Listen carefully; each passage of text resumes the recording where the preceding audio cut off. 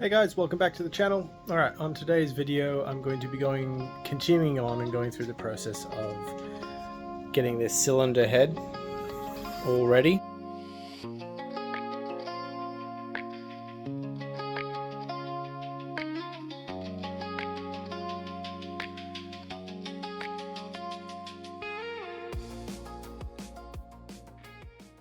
We want to do some porting just to clean up the casting marks and maybe take a little bit,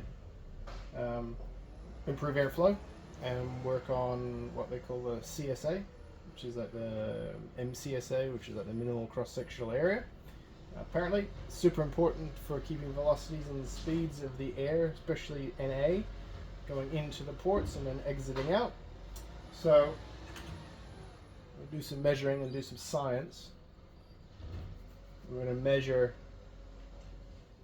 3 points in these exhaust ports, get our CSA from that and find out whether these are good enough, and then we're going to do the same for the intake ports, and then we are going to attempt to even out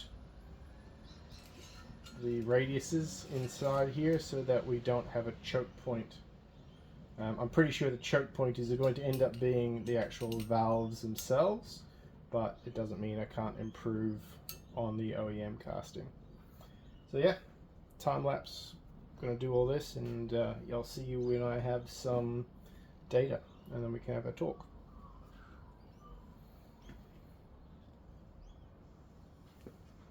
So while I finish off the measuring of these ports in this head, I feel I'll elaborate a bit more on the reference I made to CSAs, or cross-sectional areas, or MCSAs in this particular case, being the minimum cross-sectional area. There's a bloke in Australia called Jake Bain. He runs Bain Racing. Very, very good designer of heads for porting and intake manifolds, extraordinarily knowledgeable. I have watched multiple of his videos in the induction secrets and also the how to port without a flow bench, and I'm using his principles in this video to create the best ports that I can for this head, being the fact that I believe these heads actually flow quite well from factory, and they do have a good MCSA cross-sectional area to the head. I believe also the valve will probably be the, as I said, the valve will be going to be the restriction in this system. You'll find out later on that it actually is absolutely perfect for the idea of what I want with this motor, being a 8,000 RPM engine. I don't hit the choke stall speed of my ports and theoretically until 9.5. Oh no, not 9.5, 11.5. So I certainly have more than enough for what I want to do in this engine. Yeah, so I'll finish this off here and I'll continue on measuring, and I'll talk to you when I've finished this section.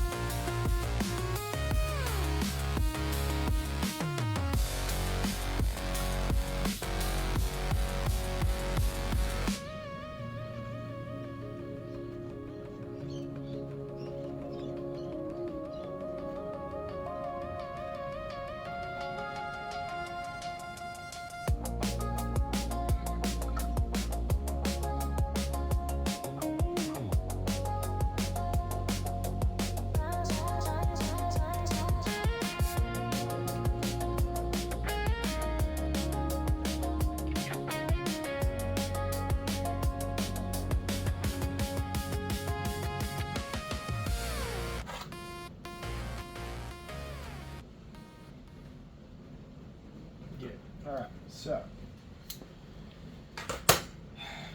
as predicted, the narrowest section. So, as predicted, the narrowest section for these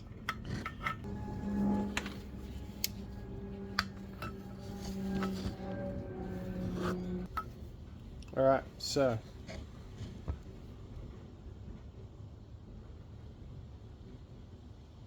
the narrowest section you're going to see for this, if you can see my pointer when it comes through, is here, and this wall just over here. That is going to be 29.68 as an average. And then as we come out into the bowl further this way, it gets larger, and the diameter just underneath the valves is 30.92. So we're going to work on smoothing out all the casting in here. And there's a couple of things we can do. We can slightly improve this to equal it, so that it's not such a restriction, so it's at least 30.92 in across this way after we clean it up, if not slightly larger, to help create that funnel effect. There goes the light. As well as, which we can't see, is improving this section up on here, which is like what they call the short-term radius. That's quite square, and that creates an area where the air flows in a very unlaminar-like fashion, or a very unsmooth fashion. So we're hoping if we can improve that, the air will then be stuck to the walls a little bit better, which we call boundary layer, and effectively increase the diameter once the air is flowing, because turbulent air will actually shrink the distance, or shrink the size of the port due to the larger boundary layer or rough and very unsmooth air travel flow into the cylinder head. So yeah, that's our next step. We're going to get into that, start smoothing and porting all that out.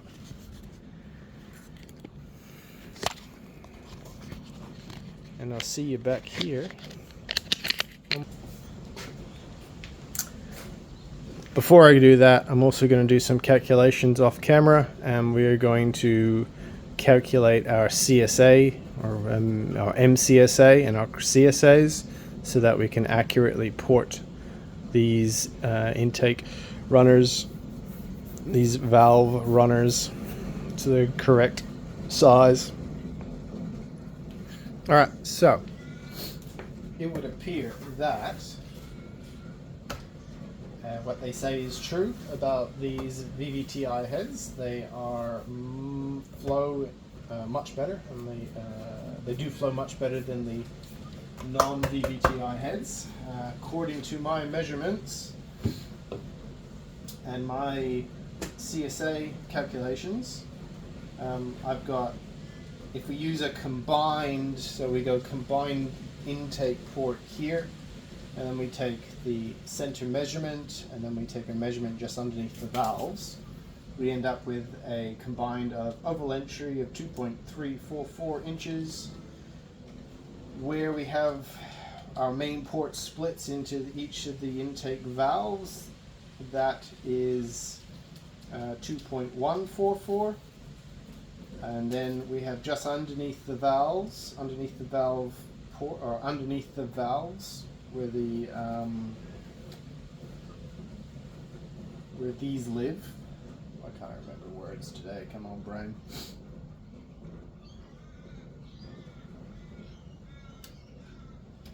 Yes, these we've got a 2.328. So really well designed taper and expansion. And if we look at our SSR, which is like our short turn radius in here, on the floor, measured from where the boss is to the narrowest point, I end up with a 2.022. So porting will have some minor gains. I don't need to do a lot. I'll just need to clean up the casting and smooth out this radius turn, because it is quite square just underneath the valve seat. That was the word I was looking for before. So we'll clean up those, give these a clean and a bit of a rough up, get rid of all the casting marks, and we should be sweet, and we'll have good flowing heads. Then we can move on to the next one, the next portion of this build.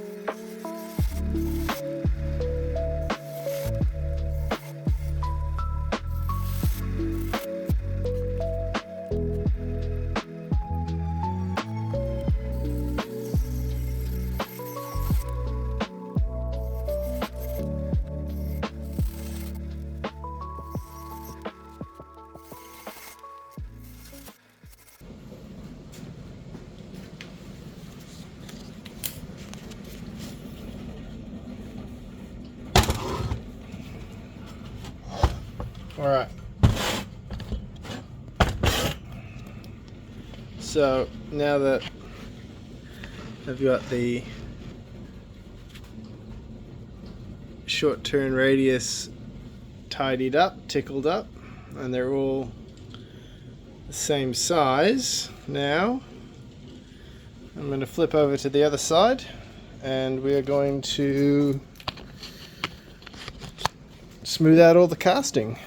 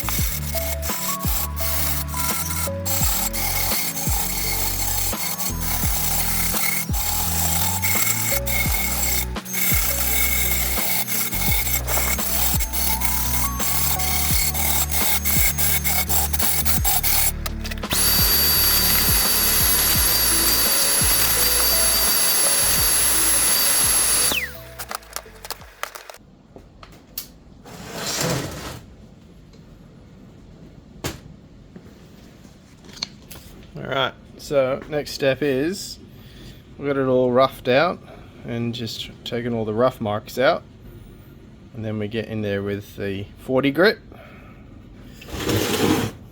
And as you can see, it's looking pretty damn good. Nice and smooth. I sort of kind of knifed somewhat out these transitions. Just try to help the air split better.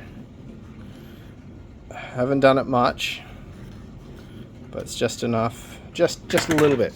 I don't need to take too much out.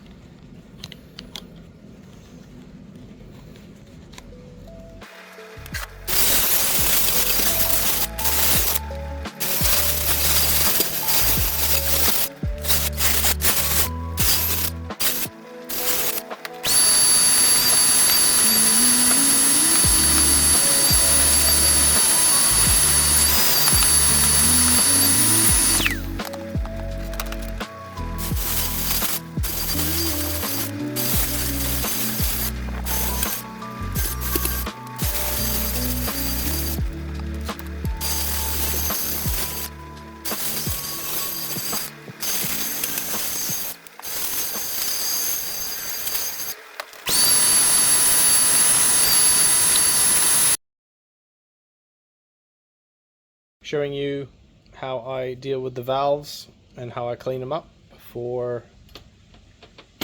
we do some valve grinding.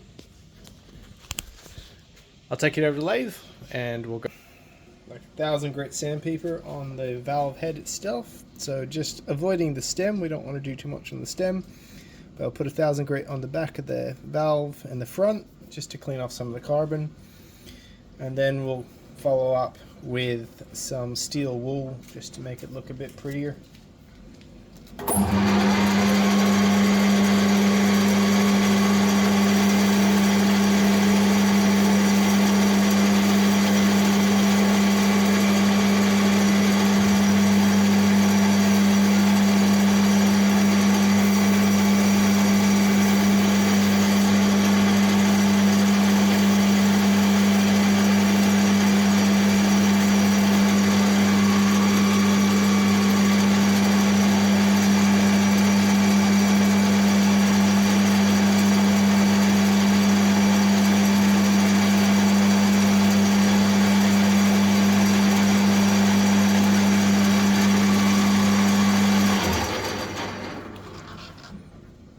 So with that done, we have a much cleaner valve than I did before. Got rid of pretty much all the carbon that I needed to. There's none on the shaft, so it won't damage the valve stem seal. And it's also a good way of me checking whether the valves are bent in any way. Which that one passed the test. So there we go. Where is it? One good enough valve stem ready to be then chucked into the head, and for the valves to be ground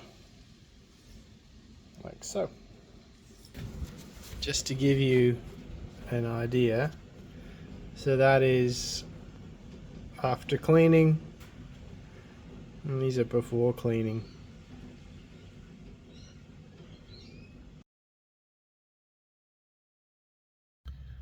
Alright, so the next step is going to be a little DIY valve grinding.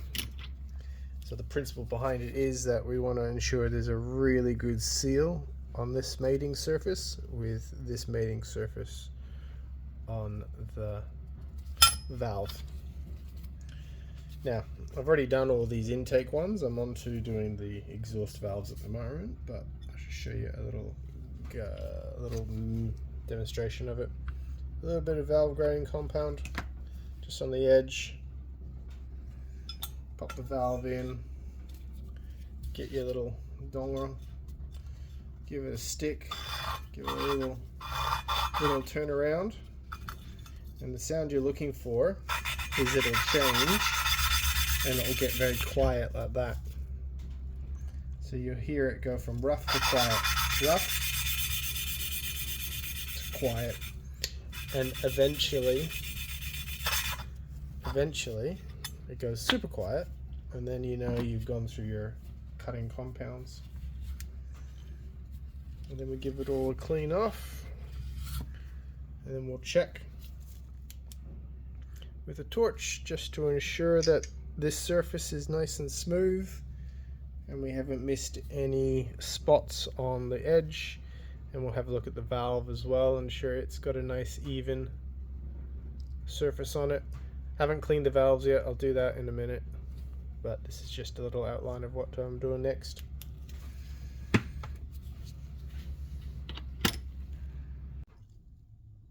Alright, so we're on to the next stage now. I finished off most of the porting.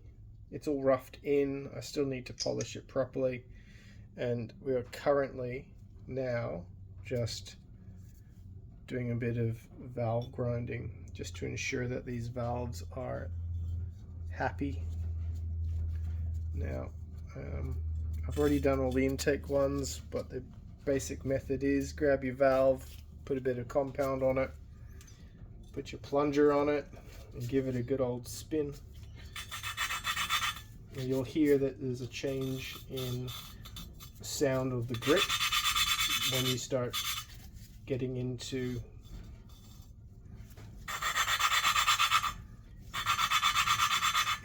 actually cutting the valves, and it starts to smooth out.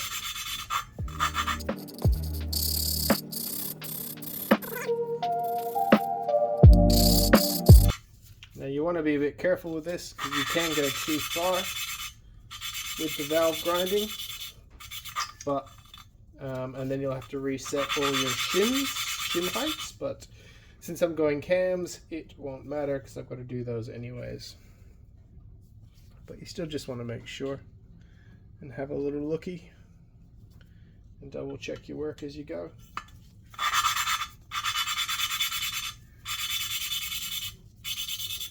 These shouldn't need a lot, to be honest, due to the fact that the low K is on the engine. This is more of a look, while I'm here I'll give them a quick touch up. Now we'll get the torch extra light and just check the valve seat. Make sure haven't missed anything, and it's got a nice matte finish all the way around, which it does.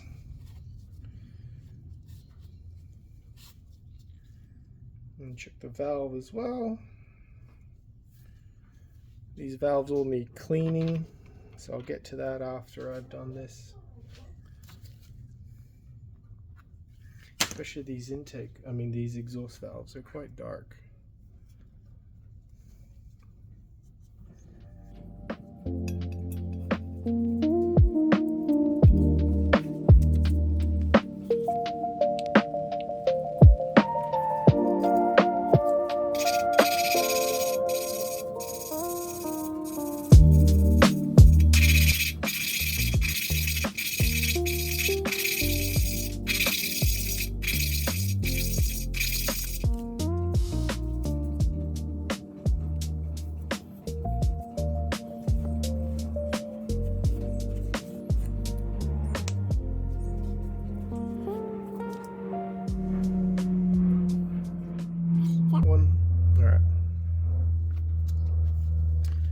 So I'll bring you over and you can have a look at this one.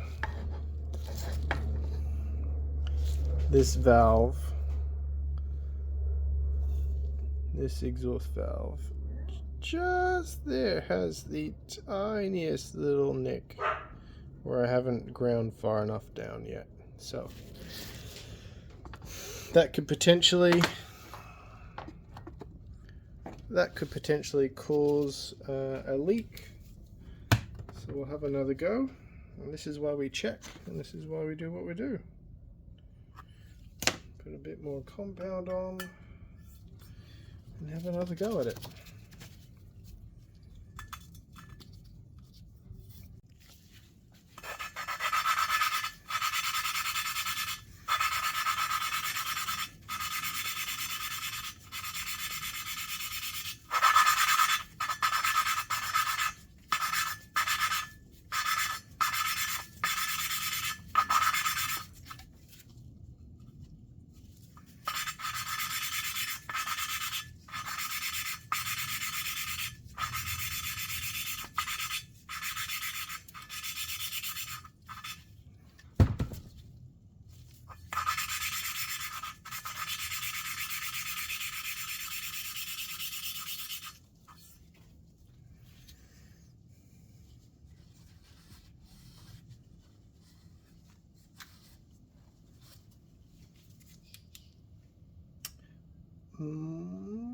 Much better.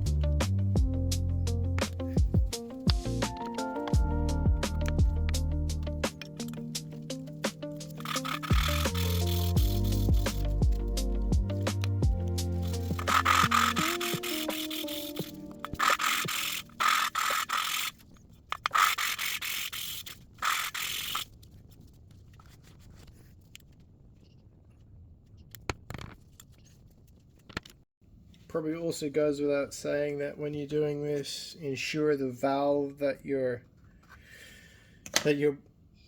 mating to this surface is the same valve that will go into the engine when you're done, because they are obviously ground to be the same. And if you put the wrong one in, you will not have an engine that will seal at all. Well, not an engine that will seal, but you won't have a valve to valve seat seal that you should. So yeah, be careful.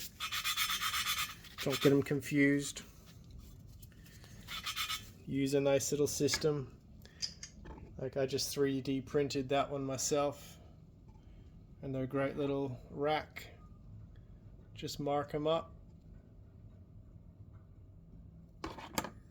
For the left hand side and the right hand side of the head, and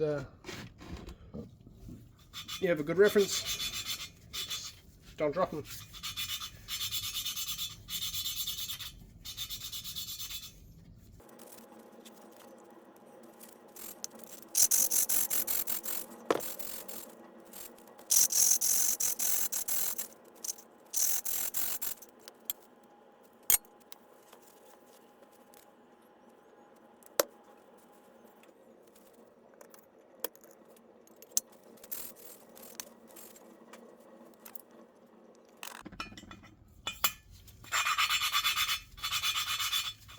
And don't be stupid like me.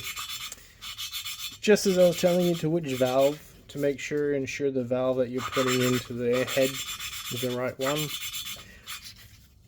I put in the wrong valve and just ground the wrong seat. So now we're just going to go back and make sure the valve that's meant to go into this one is actually going to seat properly. So I'll give it a quick little re-go.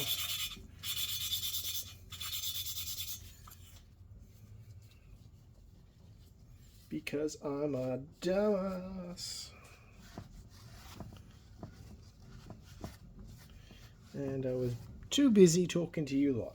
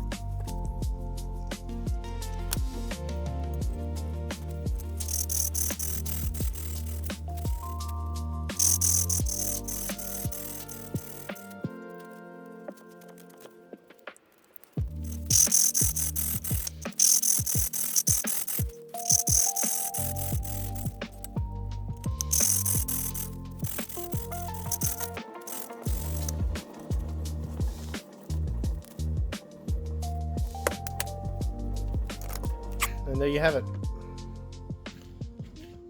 one head with all the valves have been ground to suit. And again, as always, if you've made it this far, thank you. You're all fantastic, and I look forward to seeing you in the next one. Like, comment, and subscribe. Cheers.